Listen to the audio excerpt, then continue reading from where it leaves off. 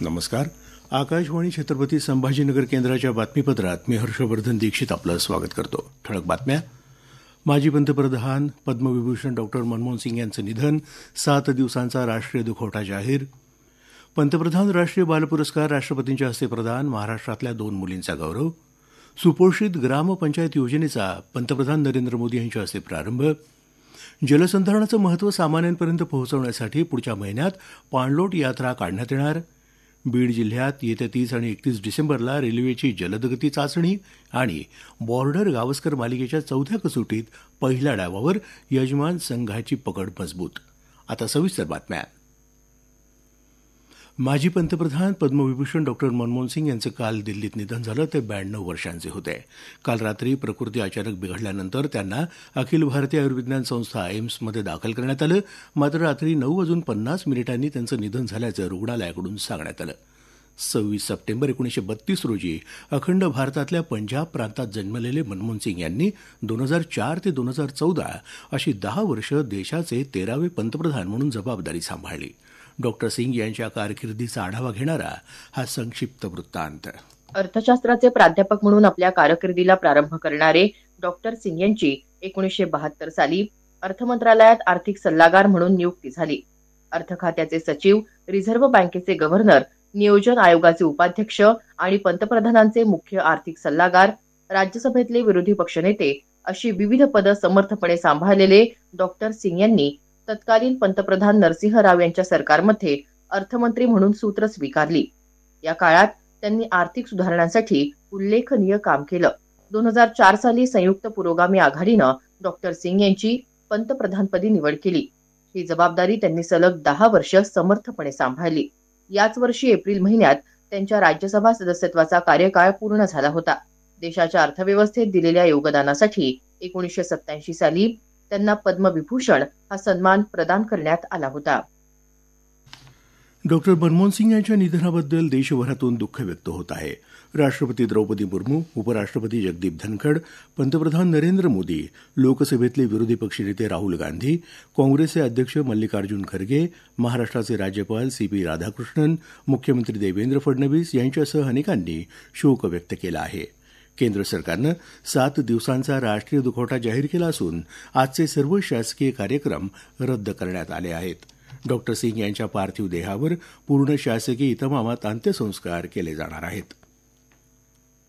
पंतप्रधान राष्ट्रीय बाल पुरस्कार काल राष्ट्रपती द्रौपदी मुर्मू यांच्या हस्ते नवी दिल्लीत प्रदान करण्यात आले. कला तसंच संस्कृती, धाडस, नवोन्मेष, विज्ञान आणि तंत्रज्ञान, सामाजिक सेवा, क्रीडा आणि पर्यावरण अशा विविध 7 श्रेणींमध्ये 17 बालकांना असाधारण कामगिरीसाठी गौरवण्यात आलं. महाराष्ट्रातल्या 2 मुलींचा यावेळी गौरव करण्यात आला. यात मुंबईची 13 वर्षीय केया हटकर आणि अमरावतीच्या 17 वर्षीय करीना थापा हिचा समावेश आहे. केया हटकर डान्सिंग ऑन माय व्हील्स आणि आय एम पॉसिबल या 2 बेस्ट सेलर पुस्तकांची लेखिका आहे. तर करीना थापा हिनं गॅस सिलेंडरच्या आगीतून स्थानिकांचे प्राण वाचवल्याबद्दल तिला गौरवण्यात आलं. हा पुरस्कार स्वीकारल्यानंतर करीना थापा हिनं आपलं मनोगत या शब्दात व्यक्त केलं. आज जो मुझे अवार्ड मिला है वो मेरी बहादुरी के कारण मिला है. मैं सिर्फ इतना ही कहना चाहती हूँ कि हमें मुसीबत से घबराना नहीं चाहिए, मुसीबत से हमें पीछे नहीं हटना चाहिए, बल्कि उसका सामना करना चाहिए, क्योंकि डर के आगे जीत है. केया हटकर हिनं आपलं मनोगत व्यक्त करताना दिव्यांग मुलांना स्वतःला सिद्ध करण्याची संधी उपलब्ध करून देण्याची गरज व्यक्त केली. ती म्हणाली, I feel really honored for a child like me who is differently abled. Children with rare diseases are talented. It is very hard for us to get into mainstream places. People think that they are not talented and most parents keep them at home thinking that they are a burden on the family and even the society thinks of them as a curse.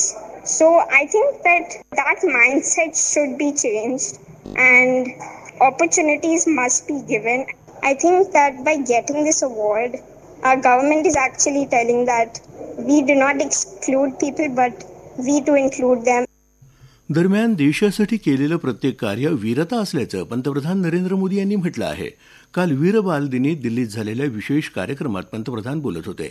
शीख धर्मियांचे 10वे गुरु गोविंद सिंग यांची 2 धाकटी मुलं बाबा जोरावर सिंग आणि बाबा फतेह सिंग यांच्या बलिदानाचं स्मरण करण्यासाठी हा दिवस पाळला जातो. सुपोषित ग्रामपंचायत योजनेचा प्रारंभ पंतप्रधानांच्या हस्ते यावेळी करण्यात आला. पोषण आहाराशी संबंधित सेवा सुविधा सामाजिक योगदानातून ग्रामपंचायत पातळीवर उपलब्ध करून देणं हे या अभियानाचं उद्दिष्ट असल्याचं पंतप्रधानांनी सांगितलं. ते म्हणाले, ये अभियान पूरी तरह से जन भागीदारी से आगे बढ़ेगा. कुपोषण मुक्त भारत के लिए ग्राम पंचायतों के बीच एक हेल्दी कंपटीशन, तंदुरुस्त स्पर्धा हो. सुपोषित ग्राम पंचायत विकसित भारत का आधार बने, ये हमारा लक्ष्य है. यावेळी झालेल्या संचलनाला पंतप्रधानांनी हिरवा झेंडा दाखवला आणि मानवंदना स्वीकारली. विविध राज्यांच्या पारंपरिक समृद्धीचं दर्शन घडवणारी वेशभूषा केलेली सुमारे 3,000हून अधिक मुलं आणि चित्ररथ या संचलनात सहभागी झाले होते. सांगली शिक्षण संस्थेच्या पथकानं महाराष्ट्राचं प्रतिनिधित्व करत लेझिम कलाप्रकाराचं यावेळी सादरीकरण केलं. या बातम्या आकाशवाणीच्या छत्रपती संभाजीनगर केंद्रावरून देत आहोत.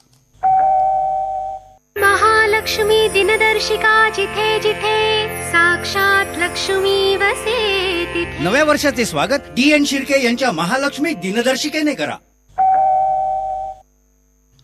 अन्न, नागरी पुरवठा आणि ग्राहक संरक्षण विभागानं आपलं काम पारदर्शकपणे करावं अशा सूचना अन्न, नागरी पुरवठा आणि ग्राहक संरक्षण मंत्री धनंजय मुंडे यांनी दिल्या आहेत. ते काल मुंबईत सह्याद्री अतिथीगृहावर विभागाच्या आढावा बैठकीत बोलत होते. आपला विभाग स्मार्ट शिधापत्रिका आणि आधुनिक गोदाम व्यवस्था याला प्राथमिकता देणार असल्याचं मुंडे यांनी सांगितलं. जलसंधारणाचं महत्त्व सर्वसामान्यांपर्यंत पोहोचवण्यासाठी जानेवारी महिन्यापासून पाणलोट यात्रा काढण्यात येणार असल्याचं मृद आणि जलसंधारण मंत्री संजय राठोड यांनी सांगितलं आहे. ते काल छत्रपती संभाजीनगर इथं जल आणि भूमी व्यवस्थापन संस्था वाल्मीत बैठक झाल्यानंतर पत्रकारांशी बोलत होते. वाल्मीला गतवैभव प्राप्त करून देण्यासाठी 546 कोटी रुपयांचा आराखडा तयार करण्यात आला असून शासन स्तरावर पाठपुरावा, अधिक अनुदान मागणी तसंच पदभरतीचे प्रस्ताव मार्गी लावणार असल्याचं राठोड यांनी सांगितलं. बीड जिल्ह्यात येत्या 30 आणि 31 डिसेंबर रोजी विघनवाडी ते राजुरी या मार्गावरून रेल्वेची जलदगती चाचणी होणार आहे. या चाचणी दरम्यान रेल्वे मार्गाजवळ कोणीही येऊ नये असं आवाहन रेल्वेच्या अधिकाऱ्यांसह भूसंपादन विभागाच्या उपजिल्हाधिकाऱ्यांनी केल्याचं आमच्या वार्ताहरानं कळवलं आहे. बीडपासून काही अंतरावर असलेल्या नवगण राजुरीपर्यंत या बहुप्रतीक्षित रेल्वे मार्गाचं काम पूर्ण झालं आहे. त्यामुळे विघनवाडीपासून नवगण राजुरीपर्यंत या नवीन लोहमार्गाची जलद गती चाचणी येत्या सोमवार आणि मंगळवारी होणार आहे.